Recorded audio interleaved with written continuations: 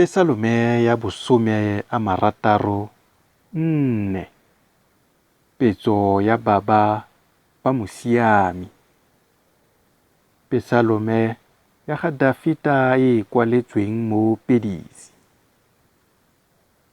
Modimo, utlwa lentswe la me fa ke lela.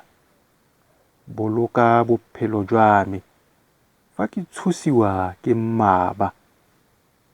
Mphitlhe ke fitlhegele maikaelelo a basulatsi le pheretlhego ya badiratshiamololo ba ba loditseng diteme tsa bona jaaka ditšhaka, ba supile ka metsu ya bona e bong mafoko a galakang, go hula mosiami ba molaletsi, ba mo hula ka tshoganyetso, ba sa boife.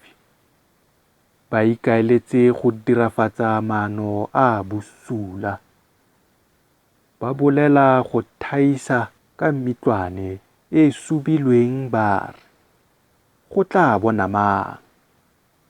Ba akanya boikepo ba re, re sweditse, re logile maano a mantle. Mogopolo wa motho o bo teng le pelo ke lengope. Mme Modimo o tla ba hula ka motsu, dipetso tsa bona di tla tla ka tshoganyetso. Ba tla digwa ke diteme tsa bona. Botlhe ba ba lebileng ba thukuta ditlhogo, mme batho botlhe ba tla boifa. Ba bolela tiro ya Modimo. Ba tlhokomela se o se dirang. Mosiami o tla itumela mo Moreneng, a batla botshabelo fa go wena. Mme botlhe ba ba dipelo di tlhamaletseng ba tla itumisa ka Morena.